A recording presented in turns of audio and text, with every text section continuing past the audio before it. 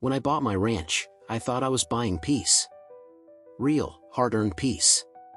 20 acres of rolling grass, a sturdy front gate, and no nosy neighbors telling me where to park or how tall my grass should be. That was supposed to be freedom. But somehow, even miles away from any suburban HOA, trouble still found me. And it started with a letter.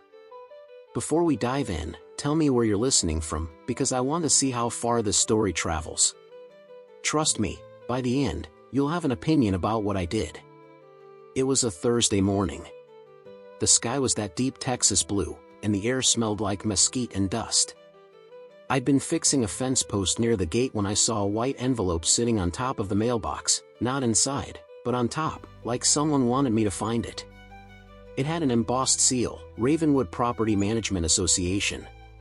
The kind of thing you'd expect in a suburb with cul-de-sacs and cookie-cutter houses. But out here? My closest neighbor was 3 miles away. I opened it anyway. The letter claimed that I was in violation of Community Code 9B, obstruction of patrol visibility due to unauthorized fencing. Then it demanded that I schedule an inspection with the HOA Enforcement Division. I laughed out loud. There was no HOA within 20 miles of here. My wife, Sarah, didn't laugh. They have our address, Michael, she said quietly. How did they even get that? That's when it hit me, someone had been here. Someone close enough to read the mailbox, close enough to leave a letter without being seen. 2 days later, I got my answer. A white pickup truck came crawling up my dirt road, dust trailing behind it. On the side, in big block letters, it said, HOA Compliance Division. The driver stepped out, tall, clean-shaven, wearing tactical pants and a black vest. On his chest was a shiny metal badge that said HOA Cop. He rested his hand near his hip, like someone who wanted to remind you there might be a weapon there. Morning, he said. You Michael Reeves? Depends who's asking, I said. He smiled, but it was that tight kind of smile that doesn't reach the eyes. Sergeant Dale. Ravenwood HOA Enforcement. You got our notice? Yeah, I said, crossing my arms. And I ignored it, because I don't live under any HOA. His smile flattened. That's not up for debate anymore, he said. The Ravenwood Association recently expanded its jurisdictional boundaries. Your ranch now falls within our perimeter. I almost laughed again. You're trespassing, I said flatly. This is private land. You can take your fake badge and leave before I call the sheriff. That seemed to shake him, but not much. Non-compliance can lead to fines, he said, pulling out a citation pad. You'll need to provide access to all gates and storage buildings for inspection. I took a step closer. You step past that fence, I told him, and it'll be documented as criminal trespass under Texas Penal Code 30.05. You're not law enforcement, and pretending to be one is a felony. Now get off my land. For a moment, he just stood there, the wind catching the edge of his vest. Then he tucked the pad away and said, You're making a mistake, Mr. Reeves. Folks who don't cooperate with the HOA tend to regret it. He turned, climbed back into his truck, and called out through the window. I'll be back. And next time, I'll have authority. The truck kicked up dust and disappeared down the road. Sarah came out onto the porch, holding a dish towel in one hand, her face pale. Who was that? Someone pretending to be something he's not, I said. But the truth? I was rattled. If someone had gone through the trouble of printing a fake badge, fake decals, fake citations, what else were they willing to fake? That night, I installed 2 motion cameras at the front gate. One aimed at the road, the other at the fence line. I double-checked the locks on every barn door and window. The stars were bright that night, but I couldn't shake the feeling that I was being watched. Out here, silence is comforting, until it isn't.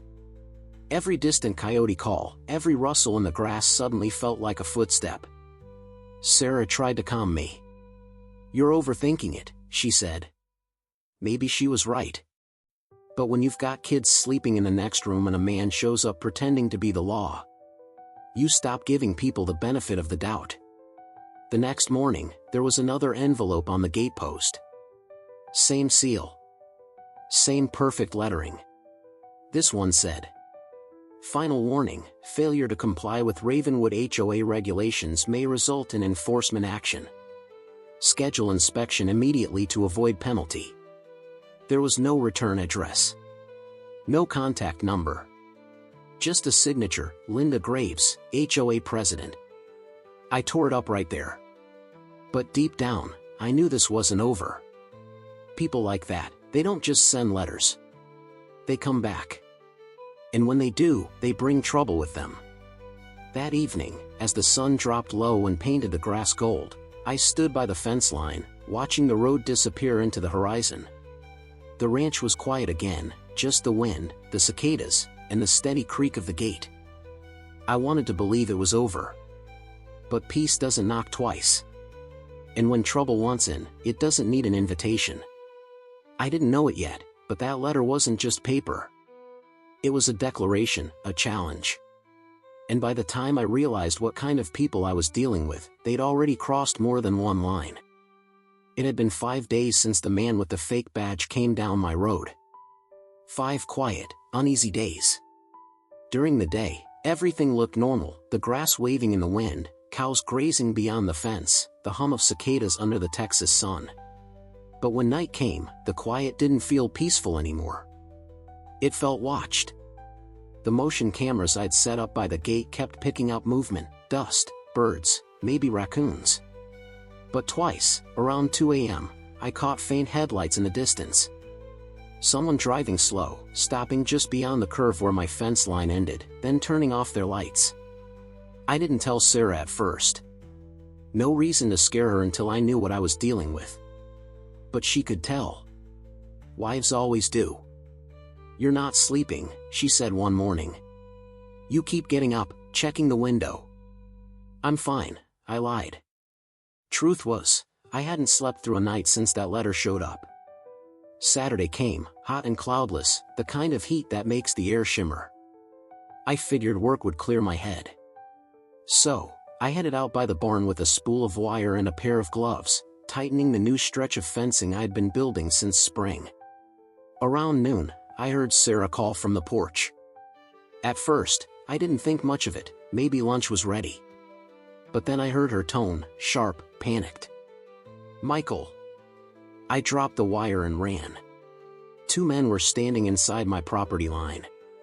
Boots in my grass. They jumped the fence, right under a bright red sign that read "Private Property, no trespassing." The first one I recognized instantly, Sergeant Dale, the HOA cop from last week. Only now, he wasn't alone. The second guy was younger, broad-shouldered, with a buzz cut and mirrored sunglasses. He wore the same black vest, stenciled in white, HOA enforcement. My gut tightened. I stopped 10 yards away. "Step back," I said, loud and clear. "This is private land." The taller one, Dale, smirked. "We told you last week, Mr. Reeves. You're in violation of HOA Regulation 9B, unauthorized fencing and obstruction of patrol visibility." I almost laughed, but my heart was pounding too hard. "This isn't your neighborhood, and you're not real cops," I said. "You're trespassing, and under Texas Penal Code 30.05, that's a criminal offense." Behind me, Sarah had the kids inside.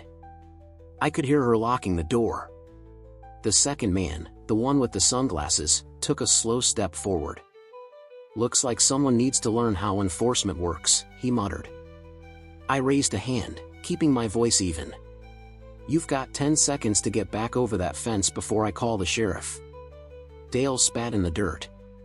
"We don't answer to your sheriff," he said. "We answer to the HOA president." Then he pointed, not at me, but at the porch, where my wife stood holding our youngest behind the screen door. "Maybe she needs to understand we don't bluff," he said. And that's when something inside me snapped. I took a step forward, slow, deliberate. "Don't you dare take another step," I said. But Dale started walking, hand drifting toward his hip. That's when I saw it, a holster. Real leather. and what looked like the grip of a handgun tucked inside. I didn't think. I didn't have time to think. I drew my revolver, leveled it, and shouted, "Last warning, leave my property." Dale turned fast, too fast, and I saw his hand move toward the weapon. Instinct took over. One shot to the chest. One to the arm. The echoes rolled across the pasture like thunder. Dale dropped instantly, his fake badge clattering against the dirt. The second man froze, wide-eyed, staring between me and his partner bleeding on the ground. "Drop it and leave!" I yelled. He didn't argue. He threw his fake ID into the dirt, stumbled backward over the fence, and sprinted toward a white truck parked on the road. Tires screamed, gravel flew, and then, silence. Sarah came running out, kids crying behind her. She stopped when she saw the man on the ground, chest heaving, blood seeping through his vest. "Oh my God," she whispered. I holstered the gun and grabbed my phone. When the 911 dispatcher answered, my voice was calm, steadier than I felt. "This is Michael Reeves," I said. "I've got an armed trespasser down on my property. Claimed to be HOA enforcement. Send deputies now." I remember those next 10 minutes in flashes, Sarah crying, me pacing by the fence, the smell of gunpowder still hanging in the air. Then the sound of sirens, faint at first, then louder, closer, echoing across the valley. 2 sheriff's cruisers pulled up fast, lights flashing. Dust clouded around them as deputies poured out, weapons drawn. "Sir!"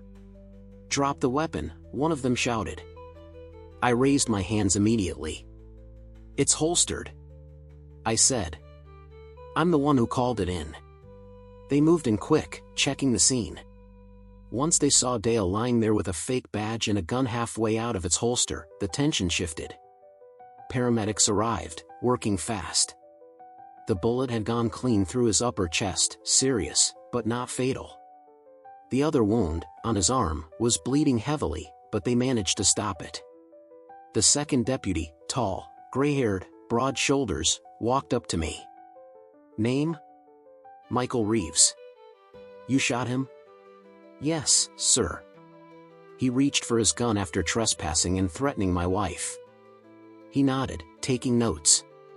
"You say they called themselves HOA enforcement?" "Yeah. Fake badges, fake truck decals, the whole thing. Tried to intimidate me into letting them on the property." He looked down at the man on the ground, then back at me. "You did what any man would do, protecting his family." He paused. "We'll verify everything." When the paramedics loaded Dale onto the stretcher, he was conscious, barely. Our eyes met for a second. His earlier arrogance was gone. He didn't say a word. But the look he gave me, it wasn't anger. It was fear. As they drove off, I finally let out a breath I didn't know I'd been holding. Sarah stood beside me, hand trembling in mine. "You okay?" I asked. She nodded, but her voice cracked. "I thought they were going to." "I know," I said, cutting her off softly. "It's over." But it wasn't. Because deep down, I knew that men like Dale don't act alone. Someone had sent him. And whoever that was, they'd just made this personal. That night, the ranch was quieter than ever. The stars hung still, the crickets silent, like even the land was holding its breath. I stood on the porch long after everyone went to bed, revolver on the railing, watching the dark stretch of road. Somewhere out there, a man who just watched his partner get shot was telling someone what happened. Someone who'd signed that letter, Linda Graves, was about to find out her plan had failed. And I had a feeling she wouldn't take that lightly. By the time the deputies finished taking photos and marking evidence, the Texas sun was already low, painting everything in orange and dust. Dale, the fake HOA cop, was on his way to the county hospital, cuffed to the stretcher. The younger guy who ran. They hadn't caught him yet. But it was only a matter of time. The sheriff arrived just as the paramedics were leaving. Big man. Weathered face. The kind of guy who'd seen everything but still had patience left in him. He stepped out of his truck, took one long look at the scene, then at me. "You Michael Reeves?" "Yes, sir." He nodded, chewing on a toothpick. "Name's Sheriff Grady. You mind walking me through what happened?" I told him everything. From the letter, to the visit, to the second warning, to the moment I pulled the trigger. He didn't interrupt once. Just listened, notebook open, his eyes steady. When I finished, he said, "You say this fella here claimed to be HOA enforcement?" "Yeah. Had a fake badge, fake truck decals. Whole thing looked official." He sighed. "You'd be surprised how often that happens these days. Folks pretending to be law, security, even government inspectors. Usually just scams. But this," he pointed to the bloodstain in the dirt. "This is a new level." I nodded. He said something about a woman, the HOA president. "Linda Graves." The sheriff scribbled the name down. "You know her?" "Never heard of her until the letters started showing up." He glanced toward my house. Sarah was sitting on the porch, holding our youngest on her lap, watching us like her life depended on what came next. "Your family okay?" he asked. "They will be," I said. "When this is over." A deputy walked up, holding a small evidence bag. Inside was Dale's badge, fake, but detailed. It even had a serial number and an embossed state seal. Grady whistled softly. "That's not something you print at home." He turned back to me. "You mind coming down to the station tomorrow morning? We'll have some paperwork and probably a few follow-up questions." "Of course," I said. "Anything to help." He tipped his hat. "Good. For what it's worth, from where I'm standing, looks like you did exactly what the law allows. Man crosses your fence, armed, threatening your family, that's self-defense under castle doctrine." Hearing that didn't make me feel better. Because even if the law said I'd done right, my gut still twisted at the thought of pulling that trigger. I wasn't proud. But I wasn't sorry, either. The next morning, I drove into town. The sheriff's office sat off Main Street, an old stone building with a flag snapping in the wind. Inside, it smelled like coffee and dust. Grady met me in his office, motioned for me to sit. "You picked a hell of a weekend, Mr. Reeves," he said, flipping open a folder. "Turns out our friend Dale has a record." "Yeah?" "Yep. Real name's Eli Ward. Security contractor from out of state. Fired 2 years ago for impersonating an officer during a repossession job." He slid a photo across the desk, same man, different haircut, same cold stare. "He's lucky to be alive," Grady said. "The bullet missed his lung by an inch. He's been talking, though, says he's ready to cooperate." That word made my stomach tighten. "Cooperate how?" "By telling us who hired him." 2 hours later, Grady called me back to the station. Eli was awake, pale, hooked up to IVs but conscious. He looked smaller than I remembered, or maybe just weaker. When I walked into the room, he couldn't meet my eyes.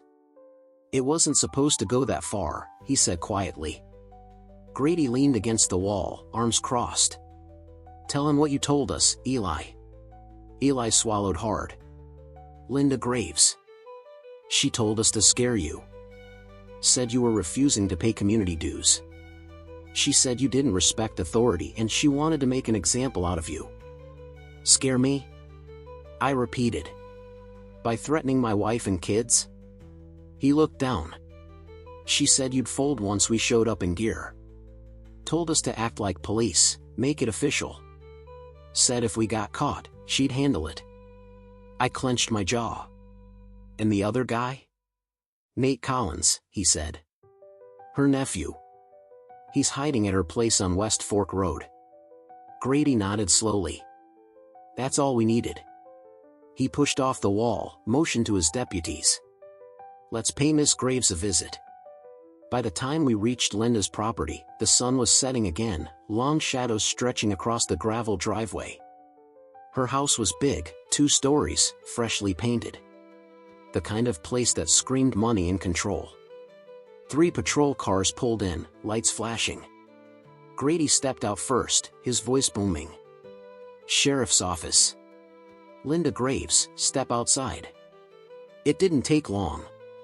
She came out wearing a white blouse and pearls, hair perfectly styled, like she was expecting company, not handcuffs. "Sheriff, what's all this about?" she asked, all southern charm and fake innocence. Grady held up the evidence bag with the fake HOA badge. "Recognize this?" She blinked. "Should I?" "Your name's on the letters, ma'am." Her smile didn't waver. "I run a neighborhood association. Maybe there's been some misunderstanding." "Sure," Grady said, stepping aside. "Maybe the misunderstanding's the fake badges, the fake truck, and the man in the hospital saying you paid him to intimidate a rancher." That wiped the smile clean off her face. The deputies searched the house. In the garage, they found Nate's white truck, same HOA decals, same compliance division stenciled down the side.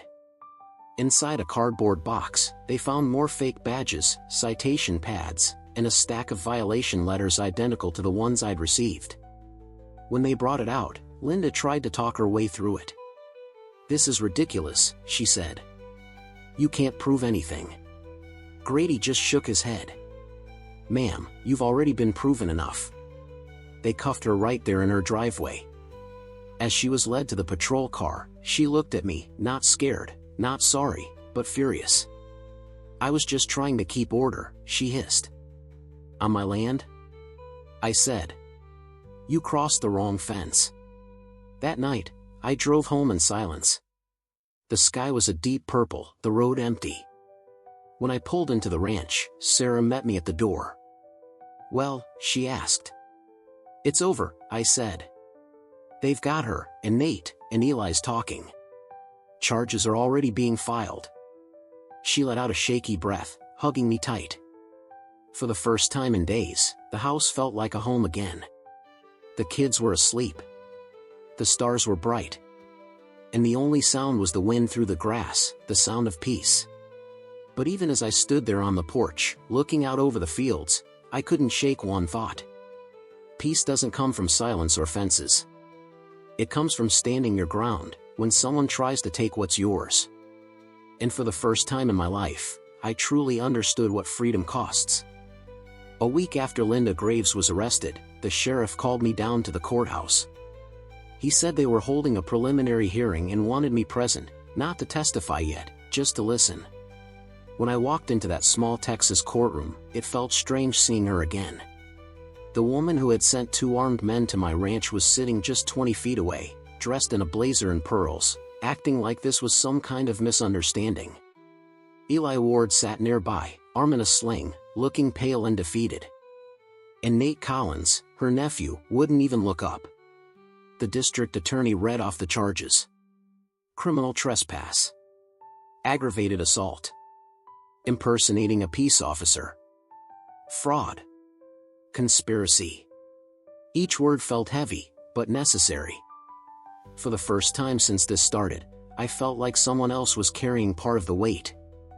The DA played the body cam footage from one of the deputies. It showed the fake badges, the printed citations, even the decals on the truck. Then they played the interview tape, Eli's voice on record, naming Linda as the one who organized everything. When the judge asked her if she had anything to say, she didn't look at the jury. She looked at me. Her eyes were cold. "I was protecting the community," she said. "People like you think they're above the rules. I was just enforcing order." I didn't answer. There was nothing to say to someone who thought control and order meant fear and trespass. When it was over, the judge set her bail high, too high for her to post quickly, and scheduled the full trial for the following month. By then, word had spread through the county. Everyone had a story about the fake HOA that tried to take over a ranch. Some people laughed. Others weren't so sure, because out here, things like that don't happen unless someone powerful thinks they can get away with it. Over the next few weeks, I tried to get back to normal. Fixed the fence. Fed the cattle. Replaced the mailbox, the same one that had started all this. But every time I drove past that spot, I thought about how fragile peace really is. You work your whole life for a little land, a little quiet, a little safety. Then one day, someone shows up pretending to have authority, and suddenly, it's all on the line. The sheriff checked in a few times. Said Eli had taken a plea deal, 5 years for cooperation. Nate got 8 for aiding and abetting. And Linda? She was looking at 10 years plus heavy fines for orchestrating the whole operation. When the final verdict came down, I stood outside the courthouse, wind cutting through my jacket, watching the reporters pack up their cameras. The sheriff came over, offered his hand. "You did what you had to, Michael," he said. "You stood your ground, and the law stood with you." I shook his hand and nodded. "Appreciate it, Sheriff." He smiled, slow and tired. "You'd be surprised how many people freeze when trouble shows up on their land." "You didn't." "I didn't have a choice," I said. "They gave me one: protect my family or watch someone pretend to own my freedom." That night, back home, I sat on the porch with Sarah. The kids were asleep. The air was cool and still. For the first time in months, I didn't feel that knot in my chest. She rested her head on my shoulder. "Do you think it's really over?" she asked. I looked out across the fields, the grass bending gently under the moonlight. "Yeah," I said. "It's over." But deep down, I knew something else, too. Trouble doesn't vanish. It just changes shape. And peace, real peace, isn't something you buy with land or fences. It's something you fight for, every day, in a world where too many people think they can take it from you. A few months later, I got a letter from the county. Not an HOA this time, a real official envelope, with a state seal. Inside was a short note from the DA's office. "Thank you for your cooperation in the case of State versus Graves. Your statement helped ensure a just outcome. The court recognizes your actions as lawful self-defense under Texas law." I folded the letter, set it on my desk, and sat there for a long time. Not proud. Not angry. Just tired. Because when you've seen how easily fake authority can walk onto your land, you start to realize, the only real authority worth trusting is the one you stand for yourself. A few weeks ago, I replaced that old private property sign on my fence. The new one's bigger, bolder, painted in red and white. And under the words "Trespassers keep out," I added something new. This land is protected by its owner, and by the law. Now, when I drive past that gate every morning, I don't feel anger anymore. I feel gratitude. Because my family's safe, the truth came out, and the people who thought they could scare us learned what happens when you underestimate the wrong man in Texas. And if there's one thing I've learned from all this, it's simple. Peace isn't about silence. It's about boundaries, and the courage to defend them. If you made it this far, thank you for listening. Stories like this remind us that freedom isn't free, it's earned, and it's protected. So hit that like button if you believe in standing your ground. And tell me in the comments, what would you have done if someone showed up on your land pretending to be the law? Until next time, stay safe. And keep your gates locked.